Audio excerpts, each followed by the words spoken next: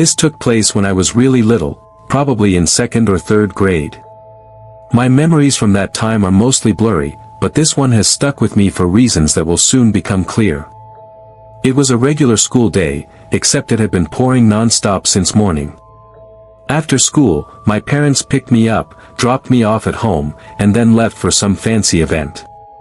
I can't recall if it was a charity dinner, a fundraiser, or something else, but they were supposed to be back that same night. Unfortunately, the storm got much worse, and driving long distances became risky. So instead of coming home, they decided to stay overnight at a friend's place nearby. I remember them calling me on the landline several times, apologizing for having to leave me alone, though I kept saying I was fine and not even hungry. My mom gave me her usual list of bedtime rules: lock every door and window, leave a light on somewhere, make sure the blinds were closed. It all seemed unnecessary to me back then. I didn't really grasp how serious it was for someone my age to be left home alone. Honestly, I was more thrilled than scared. It meant candy whenever I wanted and no bedtime. Since there wasn't a TV in my room, I stayed downstairs watching shows on the living room couch. I figured I'd handle my mom's checklist right before bed, but somewhere along the way, the sugar crash hit and I passed out. No surprise there. I don't know what time I woke up, but it must have been late. The TV had already gone into sleep mode, so at least a few hours had passed. I remember feeling noticeably colder when I opened my eyes. Nothing too strange, but it was enough for me to notice right away. I thought about pulling the blanket over my head and going back to sleep, but then I remembered the list my mom gave me. Even as a kid, I knew she'd find out if I didn't follow it.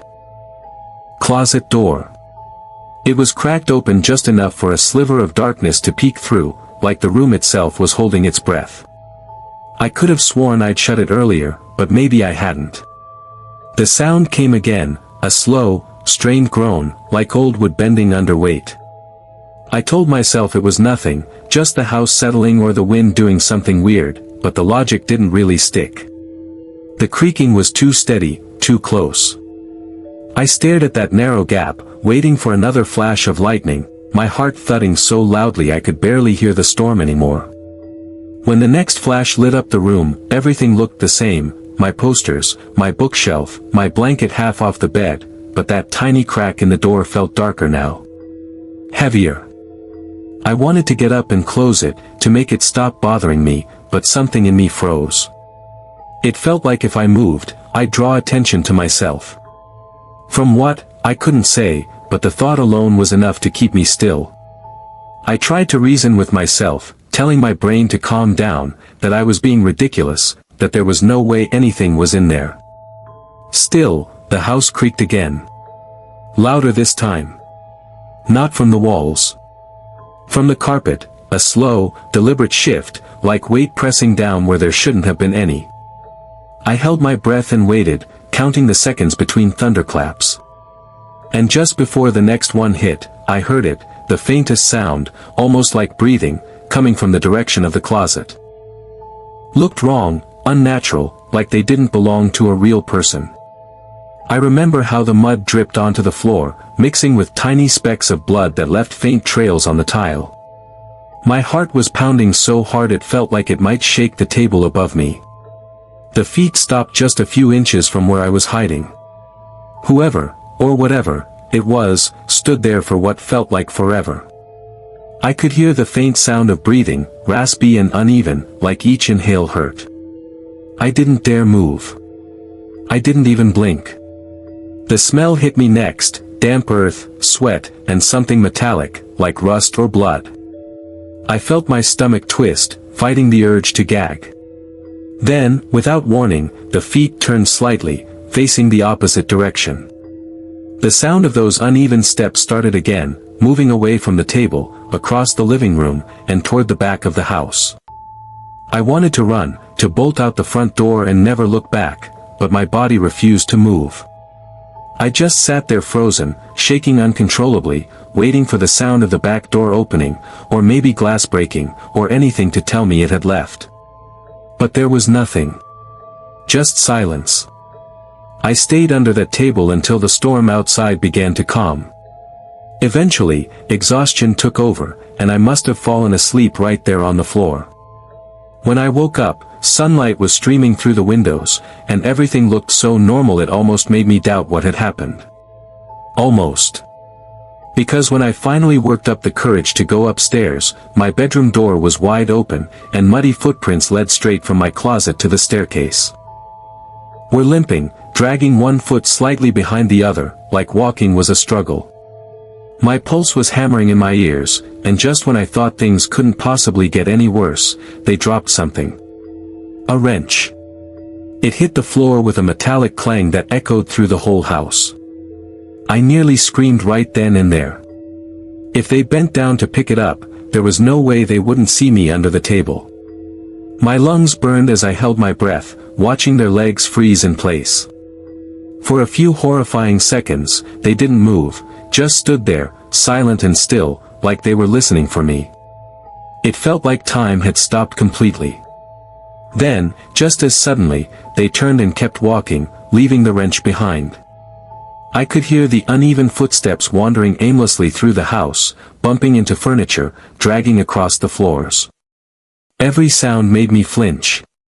It felt like forever before I finally heard the front door open, followed by the unmistakable thud of it closing. Then, nothing. Just the faint hum of rain and thunder outside. I stayed under that table for what had to be hours. I wasn't just scared, I was numb. I remember my whole body shaking, my mind racing in circles, trying to make sense of what had happened. Eventually, when I was sure the house was silent, I crawled out. The wrench was still there on the floor, cold and dirty. I picked it up, afraid my parents would find it and start asking questions. After checking the locks, twice, I crept upstairs, crawled into bed, and somehow managed to fall asleep. The next morning, everything looked perfectly normal. But nothing felt normal. I couldn't tell my parents. I didn't want to admit that I hadn't done everything my mom told me to. So, I stayed quiet. It wasn't until years later that I finally told them what happened, and even then, it took a lot of convincing before they believed me. Looking back, keeping it to myself was the worst choice I could have made. There was nothing anyone could have done by that point, but that night stuck with me. It changed me. I slept with a nightlight for years afterward and developed a fear of the dark that I still can't quite shake. Even now, when the weather turns stormy, I find myself checking every lock twice, because I'll never forget what I learned that night: always, always lock your doors.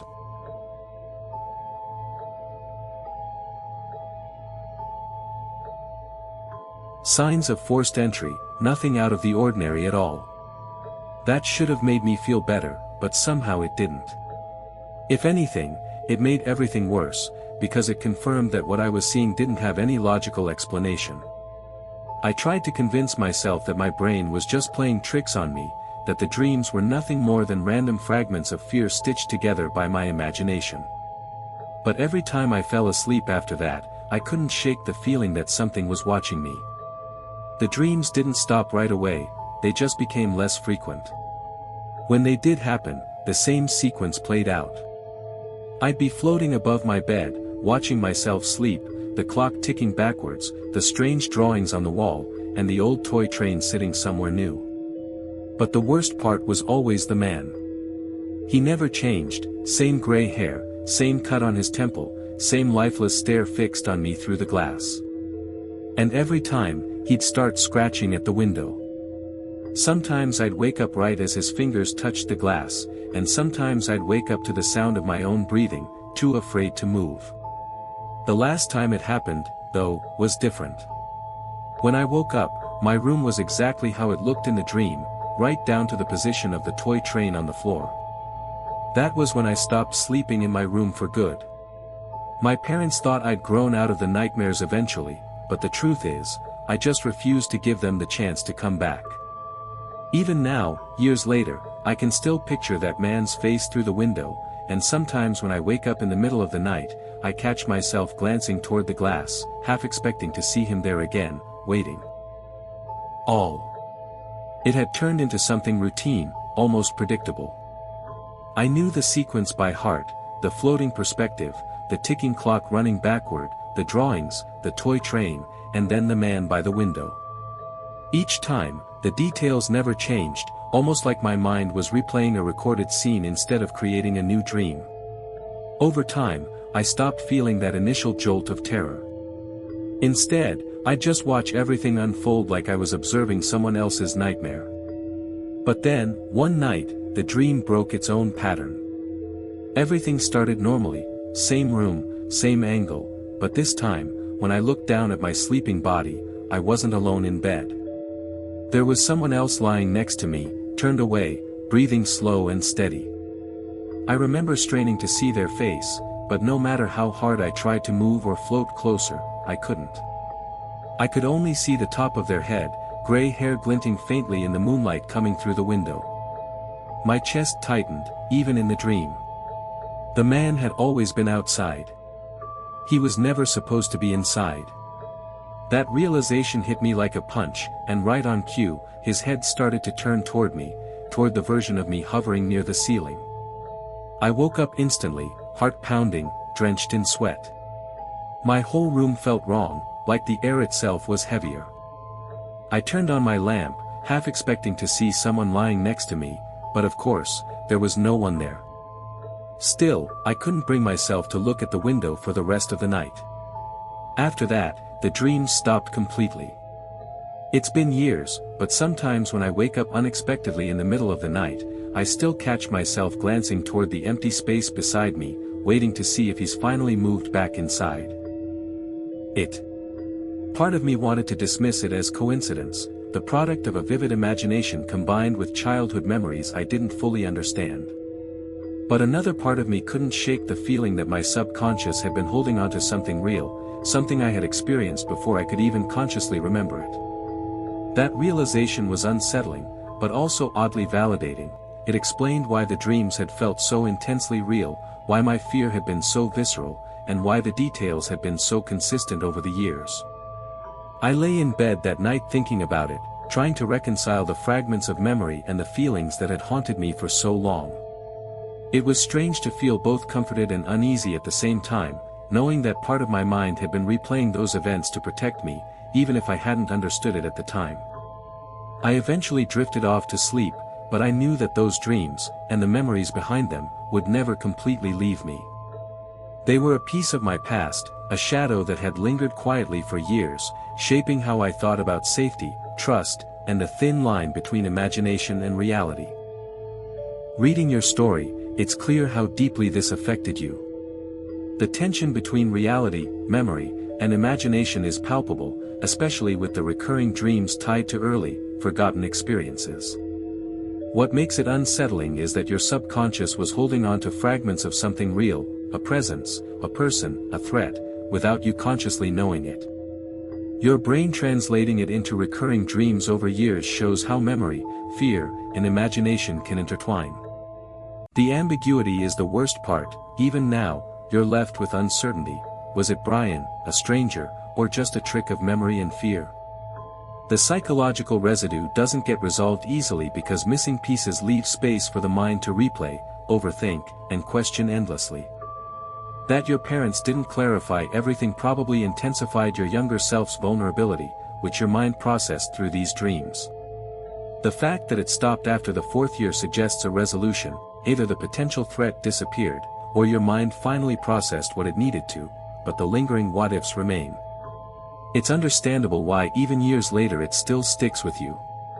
Breaking down the sequence, from the storm incident to the dreams and final sighting, can help make sense of the patterns, psychological mechanisms, and give a form of closure, framing it as a story your mind was processing rather than an unresolved haunting. At first, we thought it was one of our parents checking in, but the sound was too deliberate and loud to be casual. Kevin froze mid-laugh, David glanced at me with wide eyes, and Kieran whispered, "Who the hell is that?" The basement windows were small and high up, making it hard to see anyone outside. I hesitated, but curiosity got the better of me. I crept over to the door and peeked through the narrow glass pane. A tall figure stood on the porch, wearing a hoodie that cast shadows over his face. Something about his posture and the way he just stared straight at the door made my stomach knot. I opened it a crack and called out, "Hello." No response. Only silence and the faint rustle of wind. Then, just as I was about to close the door, I caught a glimpse of the name tag pinned to his chest. Samuel Robinson III. My heart stopped. I yanked the door shut and bolted to my friends, whispering frantically that the guy from the yearbook was outside. We huddled together in the center of the basement, trying to convince ourselves it was a coincidence. But then came the next knock, louder and more insistent, like he knew exactly where to hit to get our attention. My mind raced, remembering that cryptic yearbook message. "I'll be seeing you again." The hair on my arm stood up. None of us slept that night. We kept checking the windows, the doors, even the vents, but there was no one there when we dared to look.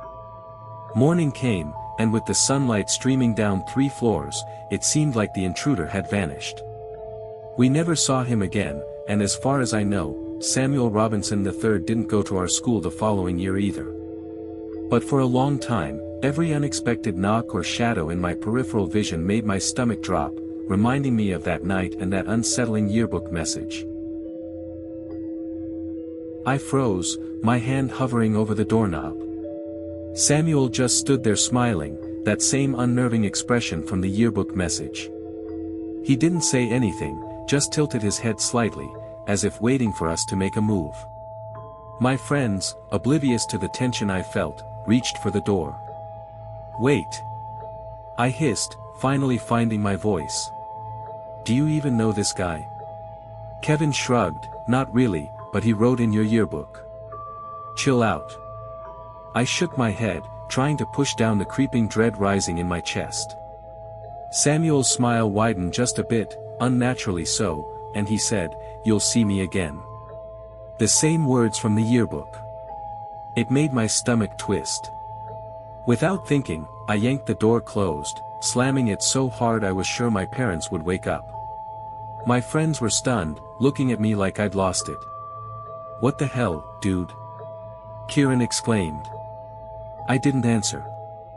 I just stared at the door, waiting. The shadow of Samuel outside shifted, as if he'd been expecting the door to close, and then he was gone. Just like that. My friends tried to convince me it was some weird prank, but I couldn't shake the certainty that this was something else entirely. That night, and for weeks after, every creak in the house made my heart race. I kept my yearbook tucked away, hidden, but I knew I'd never forget that name, Samuel Robinson III. Friends, how they didn't understand him, how I was the only one who could see him for who he really was. His voice went from high-pitched to almost guttural, and he banged on the window so hard that the glass rattled in its frame. My friends backed up, suddenly realizing this wasn't just some weird middle school prank. I felt frozen, unsure whether to slam the window shut or try to calm him down.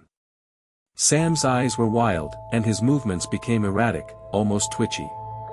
He kept yelling about how he'd get in and how we couldn't escape him. That's when I noticed something that made my blood run cold. He had a small backpack slung over his shoulder, and inside I could see the outline of something metallic, like tools or perhaps even something worse. I don't know why he hadn't just walked away yet, but I knew in that moment that we were in real danger. I grabbed the window, and with a force I didn't know I had, slammed it shut and locked it. My friends were pale, frozen in disbelief. We all heard him muttering under his breath as he stepped back into the shadows of the yard. Then silence. Absolute silence. For what felt like hours, we didn't move or speak. Finally, Kevin whispered, "We should tell someone."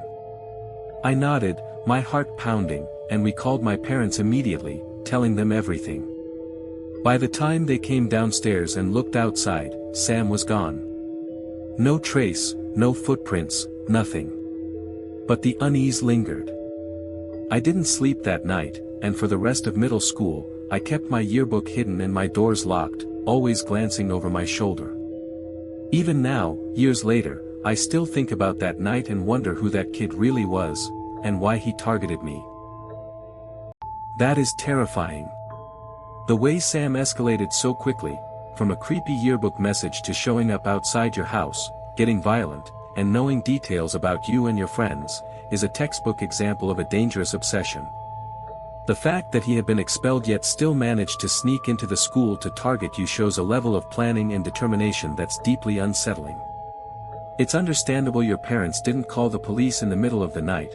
They were probably scared, unsure of what had happened, and wanted to make sure everyone was safe first, but even knowing that, the feeling of vulnerability afterward is completely natural.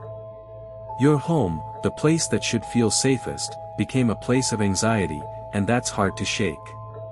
It's also chilling that there's no trace of him or his family afterward. The combination of his erratic behavior, knowing personal details, and vanishing without a trace creates a lingering sense of unease that's hard to rationalize. Even if he was just a troubled kid, the fear he caused is real, and it makes perfect sense that your sense of safety in that house changed forever. If you want, I can break down what likely happened from a psychological and safety perspective, why he acted the way he did, how he might have known where you lived, and why your brain still feels keyed into that fear.